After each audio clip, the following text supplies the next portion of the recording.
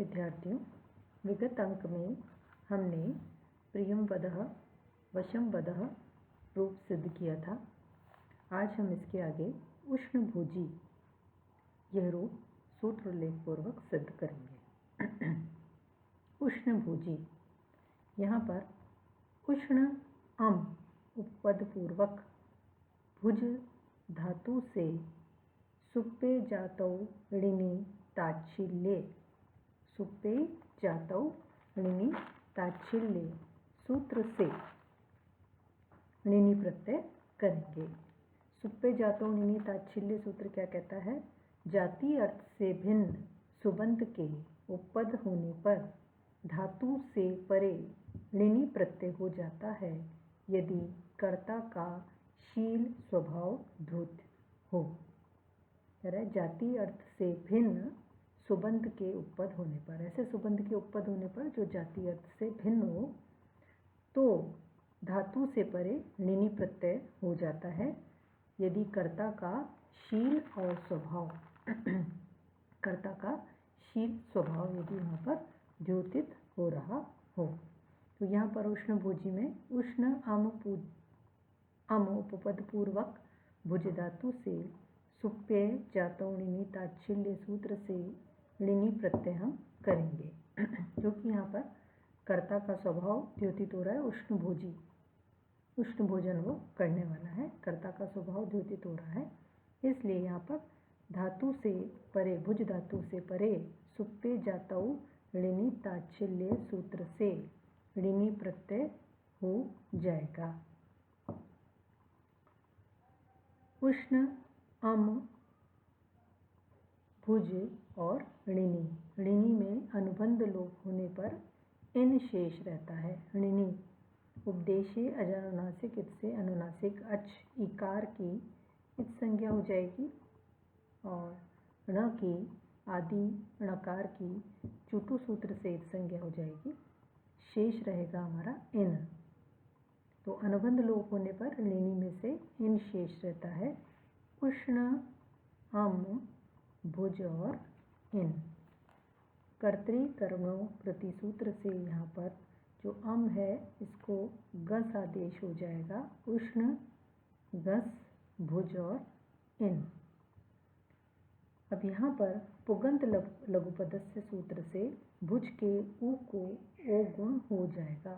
पुगंत लघुपदस्य सूत्र से भुज के उ को ओ गुण हो जाएगा, क्योंकि लघु उपदा भुज में लघु उपदा क्या है? उ। इस उ को यहाँ पर गुण ओ हो जाएगा।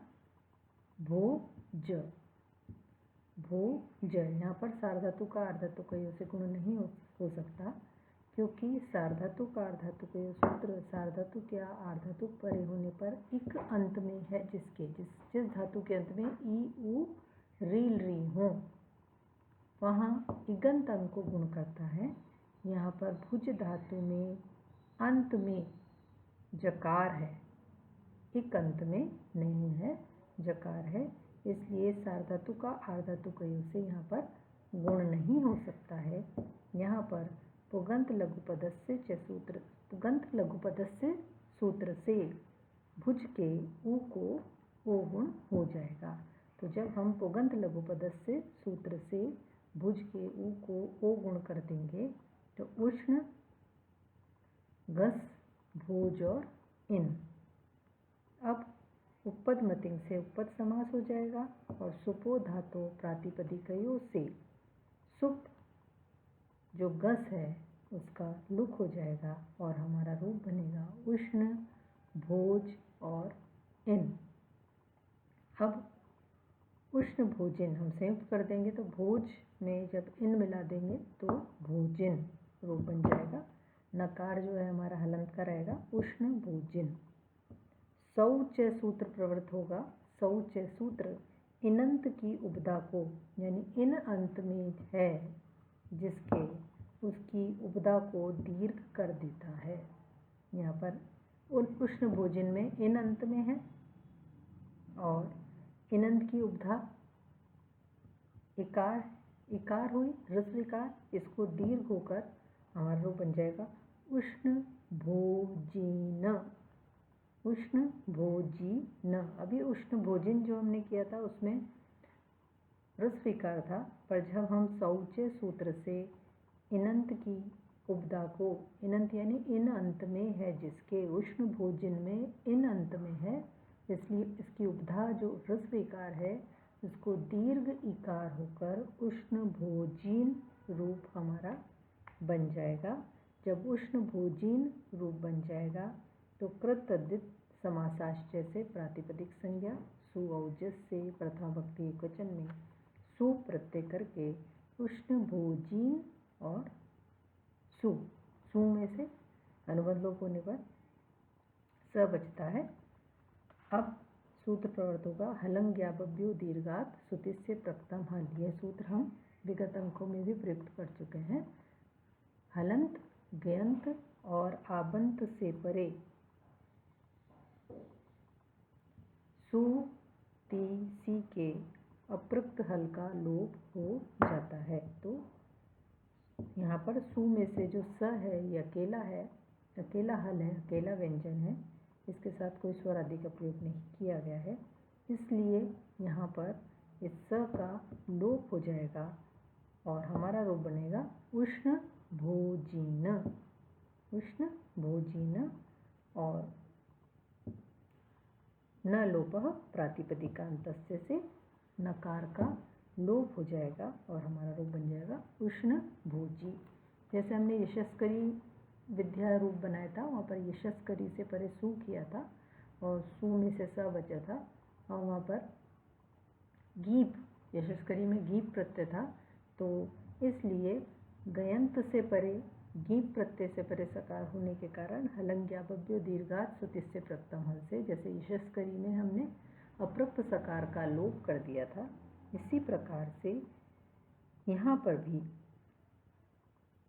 हल से परे उष्ण भोजीन, यहाँ पर न जो है हल से परे अकेला सकार है, इसलिए सकार का लोप हो जाएगा, क्योंकि हलंग्याबभ्यो दीर्घात सुतिस्य प्रकृतम हल कहता है हल से परे हो या तो व्यंजन से परे हो, गयंत यानी गीप, कीश, इन प्रत्ययों से परे हो, आबंत यानी आप, चाप, टाप इससे परे हो, दीर्घ से परे हो, और जो हल हो वह अकेला हो, सु ती सी के अप्रयुक्त हल का, यानी अकेला हल हो, अकेला व्यंजन हो, उसके साथ कोई स्वर आदि ना हो, तो उस अप्रयुक्त हल का ये लोप कर देता है सूत्र। तो यहाँ पर यशस्करी में गी प्रत्यय था, इसलिए उससे परे जो हमारा सकार था उसका हमने हलंग्याबभ्यो दीर्घात सुतिस्य प्रकृतम हल से लोप कर दिया था। यहाँ पर उष्ण भोजीन में गी प्रत्यय नहीं है, न जो है हलंत, हल है, हल से परे सकार है, इसलिए इस हल से परे सकार होने के कारण, और ऐसा सकार जो अप्रयुक्त यानी अकेला है, जिसके साथ किसी भी स्वर का प्रयोग नहीं हुआ है, कोई भी स्वर उसके साथ में नहीं है, इसलिए यहाँ पर उस अप्रयुक्त सकार का लोप हो जाएगा और हमारा रूप बनेगा उष्ण भोजी। तो एक बार हम पुनः देखेंगे उष्ण भोजी। उष्ण अम उपपद पूर्वक भुज धातु से सुप्पे जातो ऋणिस्ताश्चिल्य सूत्र से ऋणि प्रत्यय करेंगे। उष्ण, अम, भुज और ऋणि। ऋणि में अनुबंध लोप होने के पश्चात इन शेष रहता है। ऋणि में जो अनुनासिक इकार है उसकी उपदेशीय अजानुनासिक से संज्ञा हो जाएगी, णकार आदि णकार के चुटु सूत्र से संज्ञा हो जाएगी, शेष रहेगा ऋणि में से इन। तो उष्ण, अम, भुज और इन शेष रहता है। अब कर्तरी कर्मणों कृति सूत्र से जो अम है उस अम के स्थान पर हम गस आदेश कर देंगे। उष्ण, गस, भुज और इन। पुगंत लघुप पदस्य से हम यहाँ पर भुज के जो ऊ है उसको हम ओ कर देंगे। उष्ण, गस, भोज और इन में न जो है हलंत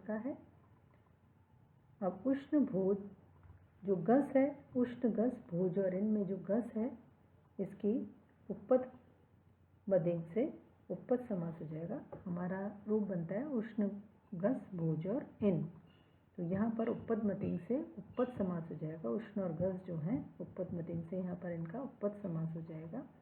और सुपो धातु प्रातिपदिकयों से जो गस है इस सुप का लुक हो जाएगा उष्ण भोज और इन, यह रूप रहेगा। जब हम संयुक्त कर देंगे तो रूप रहेगा हमारा उष्ण भोजिन।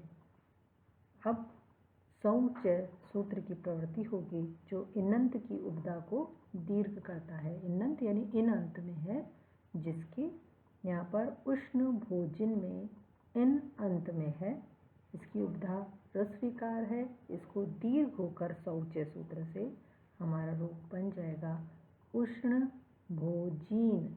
रस्वीकार को दीर्घिकार हो जाएगा उष्ण भोजीन।